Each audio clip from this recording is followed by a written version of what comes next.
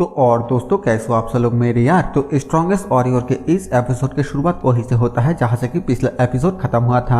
पिछले एपिसोड में हम सभी लोगों ने देखा था कि झोंगरियोंग शॉर्टिंग सेरेमनी में आया था ताकि वो एक रिक्वेस्ट को एक्सेप्ट करने से रोक सके, लेकिन उसने फ्लो में ऐसे बातें बोल दिया था जिसकी वजह से आप उन्हें उस रिक्वेस्ट को एक्सेप्ट करना ही होगा। मिस सोसो झोंगरियोंग को बोलता है, ऐसा लगता है कि आपने यहाँ पर अभी अभी जो कुछ भी कहा वो सभी ने सुन लिया है। आखिरकार यहाँ पर सबके सब स्किल्ड मार्शल आर्ट मास्टर जो हैं। झोंगरियोंग बहुत ही ज्यादा शौक होते हुए बोलता है, शिट मैंने तो ये बात बहुत ही ज्यादा धीरे से कहा था, लेकिन इसके बावजूद जितने भी फास्ट रेट के मार्शल आर्ट मास्टर हैं उन सभी ने मेरे बातों को सुन लिया। इसके बाद मैनेजर बोलता है, मैं माओशान सेठ के ताओइस्ट के साथ हूँ, मेरे पास उनके बातों पर संदेह करने का कोई भी रीजन नहीं है और मेरा जवाब भी वही होगा जो चौथे यंग मास्टर ने अभी अभी अपने दोस्त को कहा है। ये सुनकर झोंगरियोंग तो फिर से हैरान हो जाता है। वो बहुत ही ज्यादा परेशान होते हुए बोलता है, ऐसा नहीं होना चाहिए था। आगे मैनेजर एक स्क्वाड इनवॉय को बोलता है तो नॉर्थर्न ड्रैगन हॉल के कॉफिन मरे हुए लोगों के कॉफिन को अपने साथ लेकर जाएगा। चीफ स्क्वाड जंग आपको बहुत ही केयरफुल रहना होगा ताकि इस मिशन के दौरान कोई भी गड़बड़ी ना हो। चीफ स्क्वाड जंग इसके लिए हाँ बोलता है, लेकिन वो अपने मन में बोलता है, डैम इट, क्योंकि अब उन्होंने इसके लिए डिसीजन ले लिया है तो अब तब तक इसे इनकार नहीं किया जा सकता है जब तक कि ना स्कॉट किंग खुद कुछ ना बोले। इसके बाद मैनेजर सभी को भेजने ही वाला था कि तभी वहाँ पर फर्स्ट यंग मास्टर और सेकंड यंग मास्टर आते हुए बोलता है, जरा एक मिनट रुकिए, अगर आप ये एक तरफा निर्णय लेते हैं तो फिर ये बहुत ही ज्यादा परेशानी भरा हो सकता है। मैनेजर पूछता है, क्या आपको मुझसे कुछ कहना है northern dragon hall leader? Second young master बोलता है, चीफ स्क्वाड जंग जिस डेस्टिनेशन पर जा रहा है वो यांग झाओ है, ये जियान्यू माउंटेन से 5 दिन की दूरी पर है जहां मरे हुए को पहुंचाना है। मैनेजर पूछता है तो सेकंड यंग मास्टर बताता है, जैसा कि आप जानते हैं 15 दिनों में northern dragon hall Manpo merchant union के 120 टन चावल को फुजियांग लेकर जाएगा, क्योंकि हमारे सभी स्क्वाड वॉरियर और कुली इस मिशन में शामिल होंगे, तो इसीलिए हमें उस काफिले की भी जरूरत है जिसे चीफ स्क्वाड जंग जल्दी वापस लेकर आएगा। मैनेजर बोलता है, मैं समझ सकता हूँ कि आप क्या कहने की कोशिश कर रहे हैं, लेकिन हर किसी के अलग अलग सिचुएशन होती है। हम आपको दूसरे पवेलियन के स्क्वाड वॉरियर और कुलियों को प्रोवाइड कर देंगे, तो इसीलिए फिलहाल मैंने जो फैसला लिया वही होगा।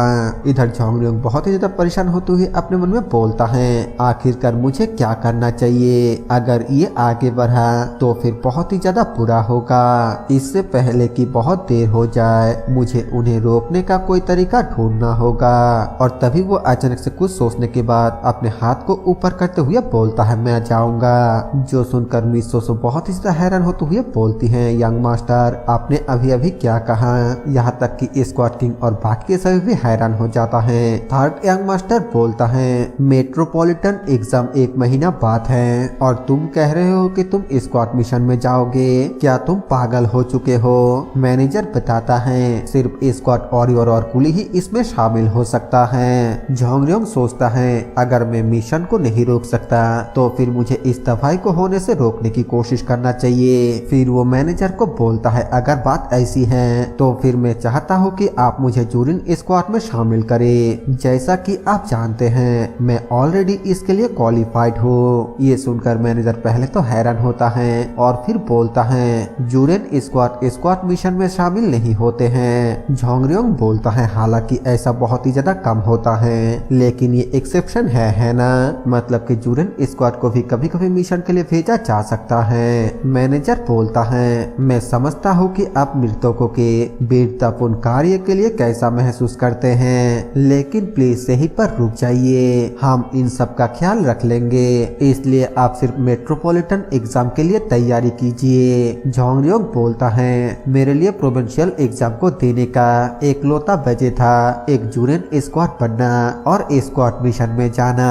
अगर मेरे लिए ऐसा करना अलाउ नहीं है तो फिर मेट्रोपॉलिटन एग्जाम को देना मेरे लिए मीनिंगलेस होगा। सभी लोग आपस में बातें करते हुए बोलता है, हे भगवान, वो मेट्रोपॉलिटन एग्जाम को सिर्फ इसलिए नहीं देगा क्योंकि वो स्क्वाड मिशन में नहीं जा सकता, जबकि हमें लगा कि आखिरकार वो एक मैच्योर बन गया है। आखिरकार ये सब क्या चल रहा है, क्या उसने अभी भी खुद पर काबू नहीं पाया है। मैनेजर थोड़ा गुस्से से चिल्लाते हुए बोलता है, अगर आप मेट्रोपॉलिटन एग्जाम को पास कर लेते हैं तो फिर आप कम से कम एक रीजन के मजिस्ट्रेट बन सकते हैं। क्या आप सच में सिर्फ एक स्क्वाड वॉरियर बनने के लिए ये सब करने जा रहे हैं? झोंगरियोंग बोलता है, जी बिल्कुल। मैनेजर पूछता है, मैं इसे बिल्कुल भी समझ नहीं पा रहा हूँ। आखिरकार आप एक स्क्वाड वॉरियर बनने के लिए इतना ज्यादा पागल क्यों है? झोंगरियोंग इस बात का कोई भी जवाब नहीं देता है और हमें एक फ्लैशबैक का सीन दिखाया जाता है जो कि उसके पिछले लाइफ के होता है। कोई उसको बोलता है, आपका सपना एक स्क्वाड वॉरियर बनना है। हे भगवान, लगता है कि आपका नशा सर पर चढ़ चुका है। झोंगरियोंग यानी कि फिलहाल जो कुली चीफ है वो बोलता है, आखिर इसमें गलत क्या है? क्या मैं ऐसा नहीं बन सकता? उसका दोस्त बोलता है, हमारे जैसे कुली स्क्वाड वॉरियर कैसे बन सकता है? और आपका तो पैर भी लग रहा है। मुझे लगता है कि आपके लिए स्टडी करना ही बेहतर होगा और फिर उसके जगह पर आप एक गवर्नमेंट ऑफिशियल बन सकते हैं। और तभी चीफ कुली दूसरे टेबल में दो लोगों को बातें करते हुए सुनता है, जिसमें से एक बंदा बोलता है, चीफ स्क्वाड काबुलियोंग, आपने जो मुझे दवा दी उसके बदौलत मेरा बेटा ठीक हो गया।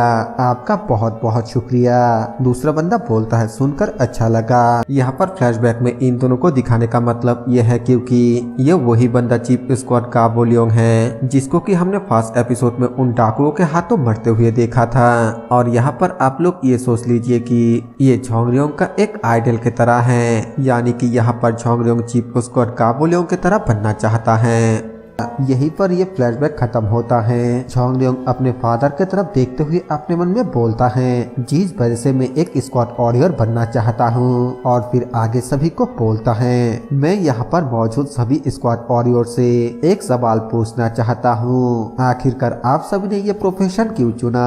क्या आप सभी एक स्क्वाड वॉरियर सिर्फ इसलिए बन गए क्योंकि मेरे ऑपोजिट आप गवर्नमेंट ऑफिशियल बनने के लिए इनफ टैलेंटेड नहीं थे? इसका जवाब वहाँ पर मौजूद कोई भी नहीं दे पाता है। और झोंगरियोंग आगे पूछता है, लेकिन एक गवर्नमेंट ऑफिशियल बनना एक स्क्वाड वॉरियर बनने से बेहतर क्यों है? क्या आप सभी को उन बीते हुए वर्षों का पछतावा है जिन्हें आप एक स्क्वाड वॉरियर बन के बिताया है, भले ही ये कितना ही लंबा समय क्यों ना हो? कुछ स्क्वाड वॉरियर बोलता है, आखिरकार आप किस बारे में बात कर रहे हैं? हमें अपने काम पर गर्व है। जो सुनकर झोंगरियोंग चिल्लाते हुए बोलता है, बिल्कुल। अगर आप मुझसे पूछते हैं कि मैं एक स्क्वाड वॉरियर क्यों बनना चाहता हूँ तो फिर मेरा जवाब यही है। और फिर अपने फादर की तरफ देखते हुए बोलता है, क्योंकि मैं एक प्रतिष्ठित स्क्वाड बनना चाहता हूँ। मैं अपना जीवन सम्मान के साथ जीना चाहता हूँ। यहाँ पर मौजूद सभी दिग्गजों की तरह इस बात की परवाह किए बिना कि दूसरे क्या सोचते हैं या वो क्या कहते हैं, एक गवर्नमेंट ऑफिशियल बनने से बेहतर एक स्क्वाड वॉरियर बनना मेरे लिए मीनिंगफुल है। इसके बाद हमें बताया जाता है कि एक स्क्वाड वॉरियर एक ऐसे मार्शल आर्टिस्ट होता है जो अपने पूरे जिंदगी को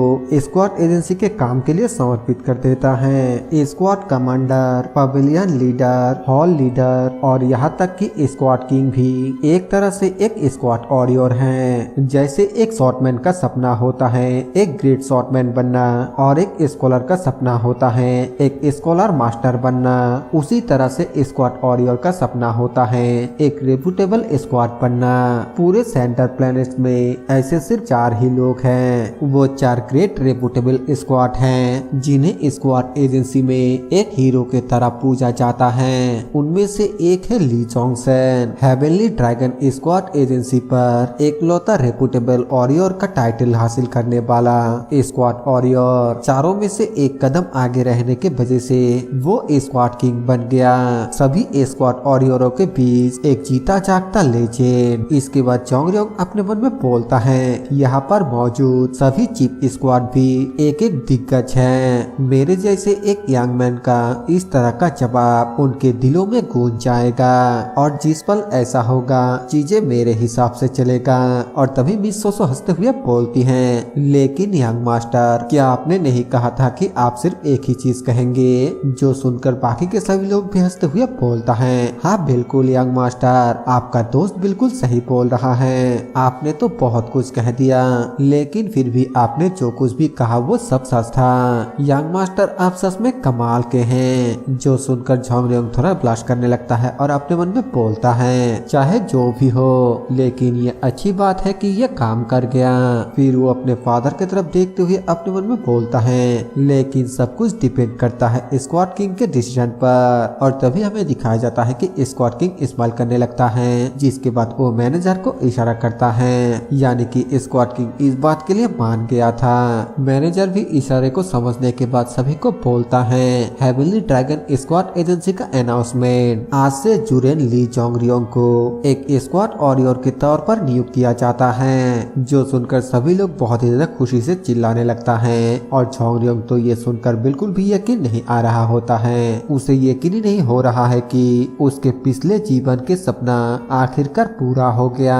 थर्ड यंग मास्टर उसको अजीब नजरों से देखने लगता है और मैनेजर आगे बोलता है, जुरेन ली झोंगरियोंग चीफ स्क्वाड जैंग के काफिले के साथ जुड़ेंगे और उनके साथ जियान्यू माउंटेन के तरफ जाएंगे। फर्स्ट यंग मास्टर बोलता है, चीजों ने इतना अजीब मोड़ ले लिया है। सेकेंड यंग मास्टर बोलता है, हाँ बिल्कुल। झोंगरियोंग बहुत ही ज्यादा खुश होते हुए अपने मन में बोलता है, मैंने बहुत ही लंबे समय तक इसका सपना देखा है। मैं इतना ज्यादा खुश हूँ कि मैं पागलों की तरह इधर उधर उछलना चाहता हूँ। मैनेजर बोलता है, ठीक है, अब जबकि सभी स्क्वाड मिशनों को असाइन कर दिया गया है तो इसी के साथ शाउटिंग सेरेमनी को खत्म किया जाता है। मैनेजर की बात पूरा होने से पहले ही कोई चिल्लाते हुए बोलता है, रुक जाओ। हमें दिखाया जाता है कि यह मिस सोसो होती है। वो बोलती है, प्लीज मुझे भी हायर कर लीजिए, जिसे सुनकर झोंगरियोंग बहुत ही ज्यादा हैरान हो जाता है और मैनेजर और बाकी के सभी तो सदमे में होता है। मिस सोसो बोलती है, मैं पोंग जिनियांग, मुझे प्रोविंशियल एग्जाम में 10th प्लेस हासिल हुआ।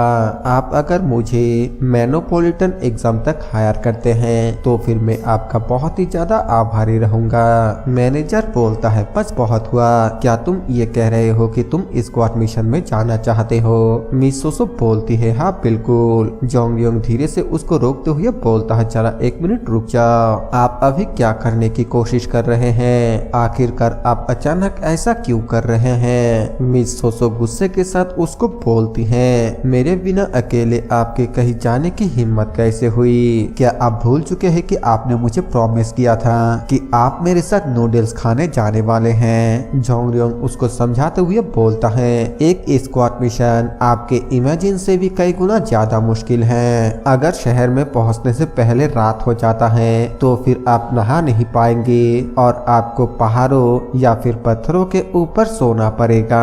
और सबसे जरूरी बात तो ये है कि आपका जीवन किसी भी वक्त खतरे में पड़ सकता है। मिस सोसो बोलती है, ऐसे बहुत से लोग हैं जो इस तरह के खतरनाक और मुश्किल काम को करके पैसे कमाते हैं। वो अपने फैमिली के पालन पोषण करते हैं और अपने पेरेंट्स का देखभाल करते हैं, लेकिन आज मैं जितने भी लोगों से मिल रहा हूँ वो सिर्फ अपने सपने को पूरे करने के लिए ऐसा कर रहा है। ये सुनकर झोंगरियोंग आगे से कुछ भी नहीं बोल पाता है और मिस सोसो आके बोलती है, चिंता मत कीजिए, हो सकता है कि उनके तरह मेरा भी सपना सेम हो और वैसे भी मैं कोई कमजोर स्कॉलर नहीं हूँ जो स्क्वाड मिशन पर कुछ दिन भी नहीं बिता सकता। और हालांकि यांगजाओ से जियान्यू माउंटेन पर पहुंचने के लिए 5 दिन लगता है, लेकिन मैं वहां तक पहुंचने का शॉर्टकट जानता हूँ। अगर हम उस रास्ते से जाए तो फिर हम 3 दिन के अंदर ही वहां तक पहुंच सकते हैं। कोइंसिडेंस से यांगजाओ मेरा होम टाउन है। जो सुनकर शिपमैन मैनेजर और बाकी के सभी थोड़ा हैरान हो जाता है। मैनेजर बोलता है, सेंटर प्लेन्स के नदियों और पहाड़ों को पार करना हमारा काम है। भले ही यांगजाओ आपका होम टाउन है, फिर भी आपको उस शॉर्टकट के बारे में कैसे पता हो सकता है जिसके बारे में हम भी नहीं जानते हैं? क्या आपने जो कहा उसकी रिस्पॉन्सिबिलिटी ले सकते हैं? मिस सोसो स्माइल करते हुए बोलती है, हाँ मैं इसकी पूरी जिम्मेदारी लेता हूँ, मैं इसके लिए अपना हाथ दांव पर लगाता हूँ। झोंगरियोंग उसे देखते हुए अपने मन में बोलता है, वो तो बिल्कुल एक असली मर्द की तरह बातें कर रहा है। अगर ये सिर्फ एक्टिंग नहीं होता तो फिर हम सच में दोस्त बन सकते थे। इसके बाद यहीं पर ये वाला सीन खत्म हो जाता है और हमें कुछ देर बाद स्कॉट किंग को दिखाया जाता है जो कि अपने बंदे से पूछता है, सियोक सान, क्या तुम्हें सच सच में लगता है कि झोंगरियोंग एक स्क्वाड वॉरियर बनना चाहता है। वो बंदा थोड़ी देर के लिए तो शांत होता है और फिर बोलता है, उसने जो कुछ भी कहा उसके बेस पर मुझे तो ये बिल्कुल भी नहीं लग रहा है कि वो सिर्फ शेख ही भगा रहा था या उसके बातें बेकार थे। वो बहुत ही जिद्दी है, बिल्कुल आपके तरह। स्कॉट किंग पूछता है, आखिरकार वो ऐसा क्यों चाहेगा जबकि वो मार्शल आर्ट भी नहीं जानता। वो बंदा बोलता है, क्या मार्शल आर्ट नहीं जानना इतनी बड़ी प्रॉब्लम है? स्कॉट किंग पूछता है, तुम दोबारा उसके साइड लेने के लिए क्या कहने वाले हो? सेओक्सन बोलता है, एक स्क्वाड वॉरियर को मार्शल आर्ट की नॉलेज होना चाहिए ताकि वो जरूरत आने पर स्क्वाड मिशन के दौरान काम आ सके।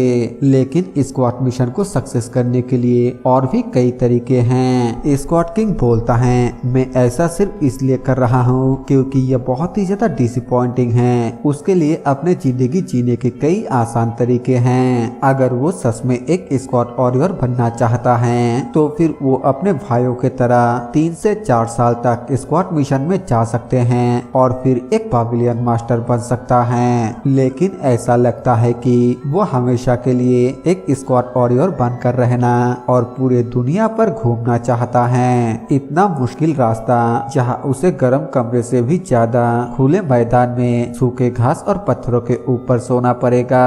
सेओक्सन स्माइल करते हुए बोलता है, हाँ बिल्कुल, लेकिन मैं ऐसे एक और स्क्वाड वॉरियर को जानता हूँ जो कि बिल्कुल ऐसा ही है। और उस रास्ते पर कदम रखने के 40 साल बाद वो झेजियन प्रोविंस पर सबसे बिगेस्ट स्क्वाड एजेंसी के ऑनर बन गए। यहाँ पर सेओक्सन स्क्वाड किंग के बारे में ही बात कर रहा है। स्क्वाड किंग बोलता है, क्या तुम ये कह रहे हो कि वो मेरे ही नक्शे कदम पर चल रहा है? सेओक्सन बोलता है, अगर ये उसके ख्वाहिश होती तो फिर ये बहुत ही अच्छा होता, लेकिन अगर वो सिर्फ एक सिंपल स्क्वाड वॉरियर बनना चाहते हैं तो फिर हमें उसे उसके किस्मत पर छोड़ देना चाहिए। और अगर वो अपने दम पर एक रेपुटेबल स्क्वाड बन जाता है तो फिर वो चाहे या फिर ना चाहे उसे अपने भाइयों के खिलाफ ही जंग लड़ना होगा। ये सुनकर स्क्वाड किंग बहुत ही ज्यादा हैरान हो जाता है। यहाँ पर सेक्सन का कहने का ये मतलब है कि उसे विरासत को लेने के लिए अपने ही भाइयों से लड़ना होगा। वो आगे बोलता है, वरना वो आखिरकार किसी स्क्वाड मिशन पर अपना जान गवा देगा। बाकी के एवरेस्ट स्क्वाड वॉरियर की तरह किस्मत ये कुछ ऐसा है जो सिर्फ गॉड ही जानता है। स्क्वाड किंग उसके बातों को सुनकर थोड़ी देर के लिए खामोश होता है और फिर बोलता है, मैं 5 सालों से उसे देख रहा हूँ। हालांकि ये बात बिल्कुल सच है कि उसके हाल फिलहाल के कामों ने मुझे इम्प्रेस किया है, लेकिन उसके फादर के तौर पर मैं बस ये जानना चाहता हूँ कि क्या वो सच में वही है। इससे कोई भी फर्क नहीं पड़ता है कि एक कीड़ा कितने जोर से हिलता है, लेकिन फिर भी वो एक कीड़ा ही होता है। सेओक्सन बोलता है, ऐसे कीड़े भी होता है जो सांपों को निकल जाता है और जंगली सुअरों को भी मार गिराता है। एग्जाम्पल के तौर पर वूजी माउंटेन पर अर्थ और हेवन के स्ट्रीट जैसा कुछ, जिसके बारे में पूरे जियांगू में बात किया जा रहा है। स्क्वाड किंग बोलता है, चलो इन बकवास को बंद करते हैं। आखिरकार उस लड़की पोंग जिनियान के बारे में क्या, जो अभी अभी स्क्वाड मिशन में शामिल हुआ? क्या तुम्हें कोई आइडिया है कि वो लड़की कौन है? सेओक्सन बोलती है, बिल्कुल नहीं, वो फेमस होने के लिए अभी बहुत छोटी है। स्क्वाड किंग बोलता है, उसके चाल ढाल बहुत ही एक्स्ट्रा ऑर्डिनरी है। मुझे यकीन है कि उसके पास बहुत ही स्ट्रॉन्ग मार्शल आर्ट है, लेकिन आखिरकार चोंगरियोंग से मिलने के लिए वो एक आदमी बनकर क्यों घूम रहा है? सेओक्सन बोलता है, प्लीज आपको ज्यादा चिंता करने की कोई भी जरूरत नहीं है। क्या आपने इसे खुद नहीं देखा? वो हमेशा चोंगरियोंग को जोश भरी नजरों से देखती है। वो बिल्कुल शांत और प्योर है और वो बातें भी बहुत ही ज्यादा अच्छे से और इज्जत से करती हैं। मैं यकीन से कह सकता हूँ कि वो किसी रेपुटेबल फैमिली से हैं। स्क्वाड किंग बोलता है, फिर भी मैं इसे नजरअंदाज नहीं कर सकता। पता लगाओ कि आखिरकार वो कौन है। सेओक्सन बोलता है, जी बिल्कुल। स्क्वाड किंग आगे बोलता है, और हाँ, चीफ स्क्वाड झांग जिस काफिले को लीड करेगा उसके सेफ्टी को बढ़ाने के लिए एक कैपेबल स्क्वाड वॉरियर को नियुक्त कर दो। झोंगरियोंग के तीनों भाइयों के अलावा कोई और? सेओक्सन बोलता है, एक पर्सन है, वो गाबोलियोंग के नाम से जाना जाता है, हमारे नए स्क्वाड वॉरियर में से एक। उन्होंने ज्यादातर चीफ स्क्वाड को बहुत ही शानदार तरीके से हराया। वो अपने हथियार के तौर पर एक लॉन्ग शॉट को इस्तेमाल करता है हैं और वो जियांगू में भी बहुत ही बड़ा एक्सपर्ट है। स्क्वाड किंग बोलता है ठीक है तो फिर उसे उसमें शामिल करो। इसके बाद हमें एक साथ झोंगरियोंग के तीनों भाई को दिखाया जाता है, जहाँ पर कि थर्ड यंग मास्टर गुस्से से बोलता है झोंगरियोंग वो कमीना, आखिरकार वो खुद को क्या समझता है, वो मार्शल आर्ट के बारे में कुछ भी नहीं जानता, तो फिर आखिरकार वो एक स्क्वाड वॉरियर बनने और स्क्वाड मिशन में जाने के बारे में कैसे सोच सकता है। फास्ट यंग मास्टर बोलता है मैं बिलीव नहीं कर सकता हूँ कि वो एक स्क्वाड मिशन में जा रहा है जबकि उसे मेट्रोपॉलिटन एग्जाम की तैयारी करना है। ये देखते हुए कि वो प्रोविंशियल एग्जाम का टॉप स्कॉलर था तो उसके लिए ये नामुमकिन नहीं होनी चाहिए। सेकेंड यंग मास्टर बोलता है सच में उसके पास होने की हाई चांस है अगर वो मेट्रोपॉलिटन एग्जाम को अंडर एस्टिमेट नहीं किया होता। थर्ड यंग मास्टर चीखते हुए बोलता है सेकेंड ब्रदर आप उसके बारे में बहुत ज्यादा ही सोच रहे हैं, चाहे ये बात सच हो कि वो प्रोविंशियल एग्जाम का टॉप स्कॉलर हो लेकिन मेट्रोपॉलिटन एग्जाम पूरी तरीके से डिफरेंट लेवल पर है। Second young master third young master को बोलता है मुझे ये मत कहना कि तुम मेट्रोपॉलिटन एग्जाम में भी पार्टिसिपेट कर रहे हो। ये सुनकर थर्ड यंग मास्टर थोड़ा घबरा जाता है और हिचकिचाते हुए बोलता है आखिरकार आप ऐसा क्यों बोल रहे हैं। सेकेंड यंग मास्टर बोलता है क्या तुम सचमुच इस एग्जाम को देने के बारे में सोच रहे हो। थर्ड यंग मास्टर बोलता है क्या मैं नहीं दे सकता, मैं भी एक स्कॉलर हूँ जिसने प्रोविंशियल एग्जाम को पास किया है। सेकेंड यंग मास्टर बोलता है बेतुका मत बनो। जो सुनकर थर्ड यंग मास्टर बोलता है सेकेंड ब्रदर आप यहाँ पर बहुत ही ज्यादा हो रहे हैं। सेकेंड यंग मास्टर बोलता है क्या मैं बहुत ज्यादा हो रहा हूँ, तुम प्रोविंशियल एग्जाम को इसलिए पास कर पाए क्योंकि तुम्हारे माँ ने मैजिस्ट्रेट को रिश्वत देने में कामयाब हो पाया, लेकिन आखिरकार तुम मेट्रोपॉलिटन एग्जाम को कैसे पास करना चाहते हो, क्या तुम जजों को रिश्वत देने के लिए बीजिंग तक जाने वाले हो। ये सुनकर थर्ड यंग मास्टर का मुंह पूरी तरीके से बंद हो जाता है। वो अपने मन में बोलता है आखिरकार ये इस बात को कैसे जानता है। सेकेंड यंग मास्टर उसको टीज करते हुए बोलता है तुम्हें अपने आप पर शर्म आनी चाहिए। और तभी फास्ट यंग मास्टर बोलता है ऐसा महसूस होता है जैसे कि झोंगरियोंग हाल ही में बहुत ही ग्रो हो गया है, पिताजी भी उसके साथ बहुत ही अलग तरीके से पेश आ रहा है। सेकेंड यंग मास्टर पूछता है क्या आप इसके बारे में कुछ जानते हैं। फास्ट यंग मास्टर बोलता है पिताजी ने झोंगरियोंग को म्यूटेराइट आयरन डे कर दिया है। ये सुनकर सेकेंड यंग मास्टर और थर्ड यंग मास्टर बहुत ही ज्यादा चौंक जाता है। सेकेंड यंग मास्टर बहुत ही ज्यादा चौंकते हुए बोलता है म्यूटेराइट आयरन टेगर पिताजी ने इतनी कीमती चीज उसे दे दिया। फास्ट यंग मास्टर बोलता है हाँ वो छोटा सा बीज अब धीरे धीरे एक बड़े से पेड़ में बदल रहा है। इसके बाद यहाँ से सीन चेंज होकर हमें अगले दिन उस काफिले का सीन दिखाया जाता है जिस काफिले के साथ झोंगरियोंग और मिस सोसो था। चीफ स्क्वाड चांग झोंगरियोंग से पूछता है फोर्थ यंग मास्टर क्या आप ठीक है। झोंगरियोंग जो कि इस सफर पर बहुत ही ज्यादा बोर हो रहा था वो चीफ स्क्वाड चांग से पूछता है आप ऐसा क्यों पूछ रहे हैं। चीफ स्क्वाड चांग बोलता है क्योंकि आप घोड़े के ऊपर ही लेटे हुए हैं। झोंगरियोंग बोलता है क्या ये अजीब है कि मैं इसे इस तरीके से चला रहा हूँ। चीफ स्क्वाड चांग बोलता है हाँ बिल्कुल। झोंगरियोंग बोलता है चीफ स्क्वाड चांग क्या हम जारी रखने से पहले थोड़ा आराम नहीं कर सकते, मेरे अंदर से ऐसा महसूस हो रहा है जैसे कि मैं किसी भी पल एक्सप्लोड हो जाऊंगा। चीफ स्क्वाड चांग बोलता है नहीं हम ऐसा नहीं कर सकते क्योंकि हमारे पास हर रोज तय करने के लिए एक निश्चित दूरी होते हैं, आज चाहे कुछ भी हो हमें सूरज ढलने से पहले जंगसा वैली तक पहुंचना ही होगा। हम सिर्फ आपके वजह से अपने शेड्यूल में देरी नहीं होने दे सकते। झोंगरियोंग अपने मन में बोलता है झूठ, मैं जानता हूँ कि एक नया रास्ता है जिसके शुरुआत पिछले साल हुआ था, अगर हम उस रास्ते से गुजरे तो फिर हम 6 घंटे के अंदर ही जंगसा वैली तक पहुंच सकते हैं। वो शायद से सिर्फ मुझे कष्ट देना चाहता है। खैर मैं किसी को भी कुछ भी नहीं बोल सकता क्योंकि शायद से ये मेरी ही गलती है कि मैं ठीक से घोड़ा नहीं चला सकता। मैंने कभी भी नहीं सोचा था कि इस पर बैलेंस बनाए रखना इतना ज्यादा मुश्किल होगा। ये बात चीफ स्क्वाड चांग को भी पता होता है और इसीलिए वो झोंगरियोंग को बोलता है अगर ये आपके लिए इतना ही ज्यादा मुश्किल है तो फिर चलने के लिए नीचे उतरना कैसा रहेगा।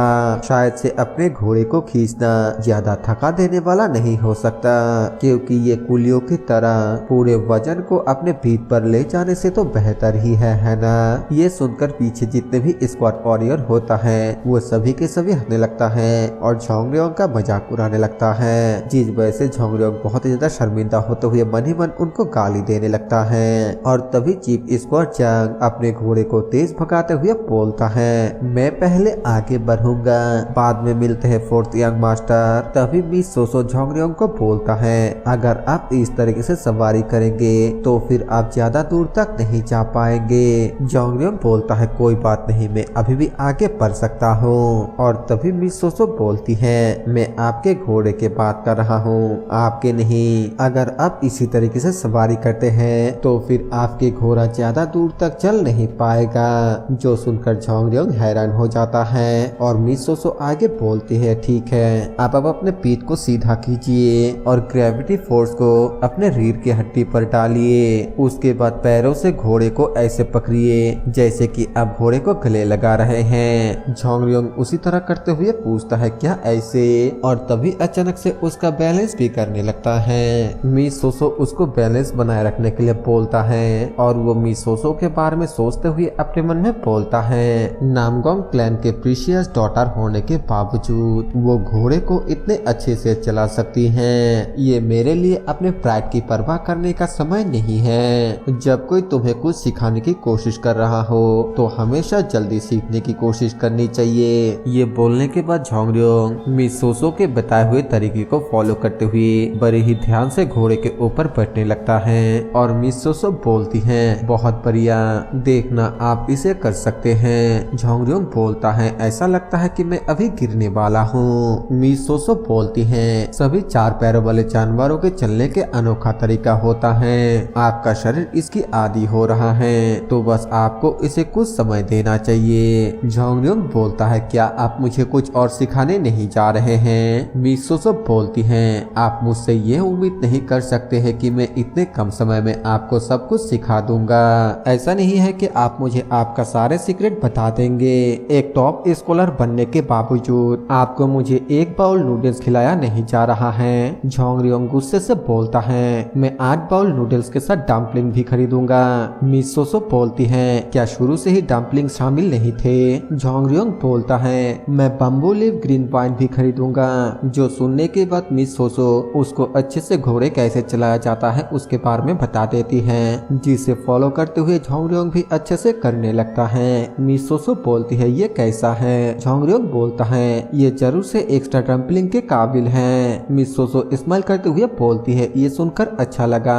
और तभी अचानक से झोंगरियोंग के घोड़े के पिछवाड़े में जोरदार थप्पड़ मार देता है, जिसके वजह से घोड़ा तेजी के साथ भागने लगता है, जिस वजह से झोंगरियोंग घबरा जाता है और चिल्लाते हुए बोलता है, आपको क्या लगता है कि आप क्या कर रहे हैं? मिस सोसो बोलती हैं, अब जबकि मैंने आपका मदद करने का फैसला कर लिया है तो मुझे अपना बेच देना चाहिए। क्रिटिकल सिचुएशन में सीखना हमेशा ज्यादा इफेक्टिव होता है। हमें झोंगरियोंग को दिखाया जाता है जो कि चिल्लाते हुए आगे निकलने वाले सभी स्क्वाड वॉरियरों को बोलता है, सबके सब मेरे लिए रास्ता छोड़ दो, और घोड़े को चिल्लाते हुए रुक जाने के लिए बोलता है। लेकिन घोड़ा थोड़ी ना उसके बातों को समझने वाला है। उसके जोर से चीखने की वजह से घोड़ा और भी तेजी से भागने लगता है। वो अपने मन में बोलता है, अगर मैं यहाँ पर गिर गया तो फिर ना सिर्फ मुझे बेइज्जत होना पड़ेगा बल्कि मुझे बहुत ही सीरियस इंजरी भी आएगा। मुझे जल्द से जल्द कुछ करना होगा। लेकिन मैंने तो बस ये सीखा कि घोड़े को कैसे चलाया जाता है। और तभी वो बोलता है, जरा 1 मिनट रुको, मुझे घोड़े के मोमेंटम महसूस हो रहा है। नहीं, ऐसा लगता है मेरे लिए समय जैसे धीमा हो गया है। और फिर स्माइल करते हुए बोलता है, हाँ बिल्कुल, मेरे पास एक स्पेशल एबिलिटी है, इसकी मदद से मैं घोड़े के सभी मोमेंटम को महसूस कर पाऊंगा।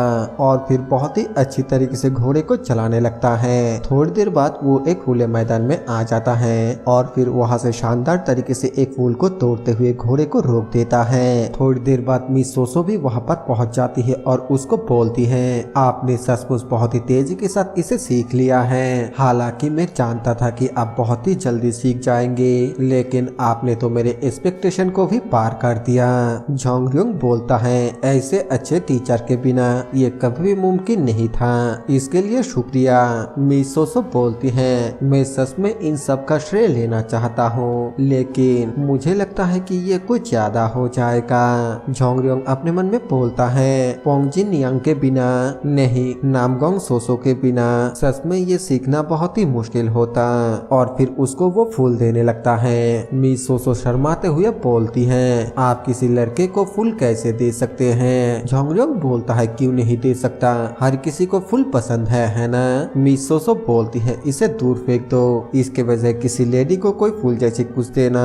झोंगरियोंग फूल को फेंकते हुए अपने मन में बोलता है, लेकिन तुम भी तो एक औरत हो। तभी मिस सोसो बोलती है, एग्जाम्पल के तौर पर लेडी जो योंग को। ये सुनकर झोंगरियोंग शॉक हो जाता है और फिर उससे पूछता है, आपने इसके बारे में कहाँ से सुना? मिस सोसो बोलती है, पूरा होंग जो इस बारे में जानता है। जो सुनकर झोंगरियोंग बोलता है, शायद से ये मेरा कर्मा है। तभी मिस सोसो बोलती है, क्या मैं आपसे कुछ पूछ सकता हूँ? झोंगरियोंग बोलता है, क्या? मिस सोसो थोड़ी देर के लिए चुप होती है और फिर बोलती है, लेडी जो योंग आपको उसके बारे में क्या इतना पसंद है? इसी जगह पर ये वाला एपिसोड खत्म हो जाता है। तो नेक्स्ट एपिसोड में देखेंगे कि झोंगरियोंग क्या जवाब देता है। वीडियो को पूरा देखने के लिए दिल से थैंक यू। अगर वीडियो पसंद है तो वीडियो को लाइक कर देना, चैनल पर नए तो सब्सक्राइब कर देना। मैं मिलूंगा आप सबसे एक नए वीडियो के साथ, तब तक के लिए बाय बाय।